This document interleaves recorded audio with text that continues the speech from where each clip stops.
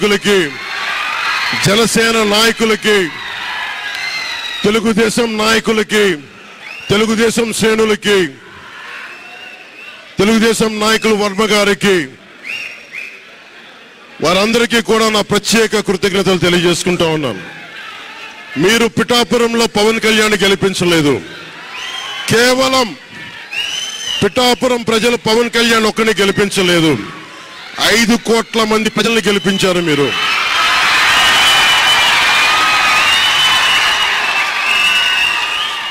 నాకు బలం ఇచ్చారు. ఈరోజు మీరు గుండెల్లో పెట్టుకొని ఓడిపోతేనే ఇంత బలంగా నిలబడినవాడిని, ఇంత బలంగా నిలబడ్డవాడిని. మా ఇంత గెలిపించి కాదు మీరు ఇచ్చింది, చిన్నపాటి జయం ఇవ్వాల, ఆకాశవంత విజయం ఇచ్చారు మీరు మాకు, మా కూటమి ప్రభుత్వానికి.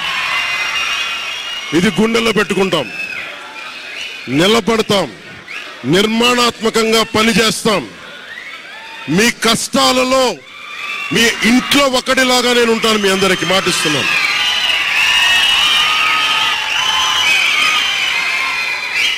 మీ ఇంట్లో ఒక్కడిగా ఒకటే గుర్తుపెట్టుకోండి, మా ఇంట్లో మా కుటుంబ సభ్యుడు నాకు కులాలకి, మతాలకి, ప్రాంతాలకి అతీతంగా ప్రతి ఒక్కరూ ఆలోచించాల్సింది, మా ఇంట్లో కుటుంబ సభ్యుడు పవన్ కళ్యాణ్.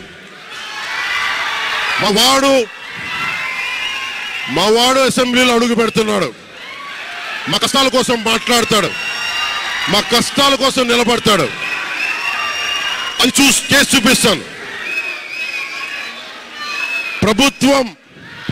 ప్రభుత్వం ఎలా ఉండాలి,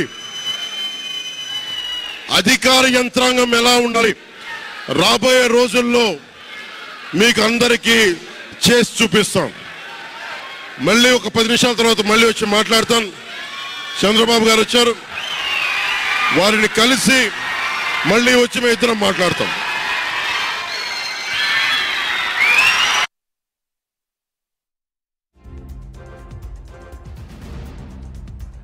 Right,